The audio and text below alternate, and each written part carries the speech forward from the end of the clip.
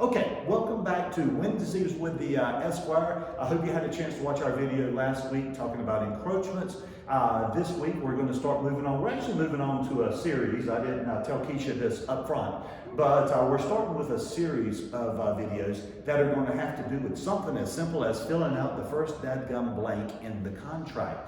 Because when you're dealing with an individual, filling out the offer to purchase is not hard. When you're filling out the offer to purchase with a married couple that's getting along, that's not hard. Things come up though. So the one we're going to talk about first is going to deal with estates. Now the way I've posed these questions for Keisha is, she sees the train wreck at the end. If we can work backwards from that, what could you tell me? I'm a listing agent.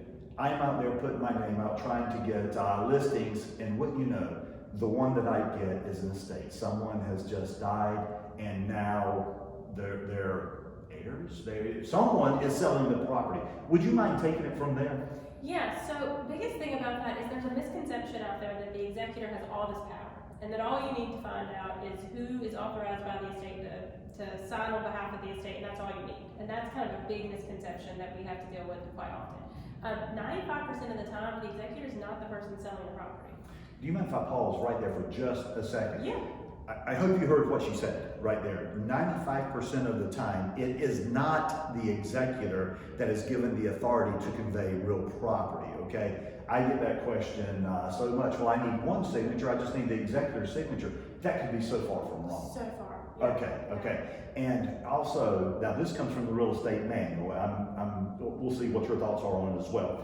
The real estate manual literally says that the name of the seller in the offer to purchase should not be the estate of so-and-so. Can you speak to that? So it goes back to the executor never being the person signed. So the only time the estate is selling the property is if the estate was granted or given the property in your will. Okay. Which majority of the time, they're not. It's given to someone, an individual, right? Or you inherited it as an individual.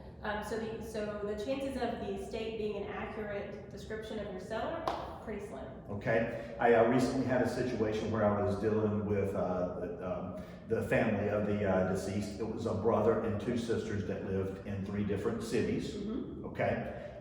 Whose signatures am I likely going to, assuming it's not the executor, which it was not in this case, whose signatures am I going to need to list, convey, sell that property? You need the brother, the 2 sisters, and their spouses. And their spouses. I was hoping that she was going to say that as well, because again, I've had situations come up before where we get 5 out of the 6, and literally in one case, the 6th was in Iraq in a war zone. Okay, and so now we're trying to figure out how to get this. We did not have the power of attorney to be able to get the 6th signature for what we needed. So estates, start with your attorney very, very early on. When you list the property, what would you do if I came to you and said, here's what I'm dealing with, Keisha, give me some advice now while I'm listing the property? So when you're thinking about estates, people own that property, so your heirs own that property the moment you pass away, right? So the moment I take my last breath, my heirs own my property. So don't think about it as my estate, think about it as who I'm related to, my spouse, my children. Mm-hmm. That's who owns this property, that's who you need to be dealing with and communicating with.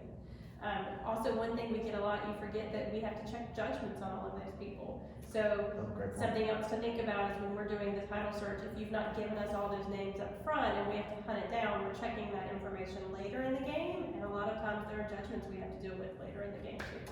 Great information, great advice on that. And again, it goes to my suggestion, let's get with the attorney early on. I would hate for you to take a listing. We actually had one that within 3 days prior to contract, we found out that there was another signature that we needed. We couldn't get it. We were signed, he was holding out for more money than he thought that the rest of his heirs had negotiated or something to that effect.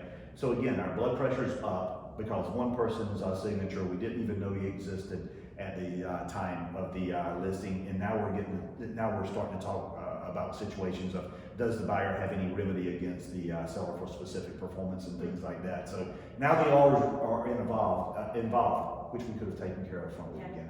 So. Sitting in the living room, I think you need to be asking about, did they have a will? Has that will been administered with an estate file? Perfect. Those are the questions to kind of be walking through. Were they married? Were there children? Things like that. That is awesome. Great questions for us to be cognizant of when we're working with an estate. Anyway, when you're working with an estate, give Keisha a call a little bit earlier. She can tell you exactly those things that she just mentioned right there. Thanks again, Keisha. Great information.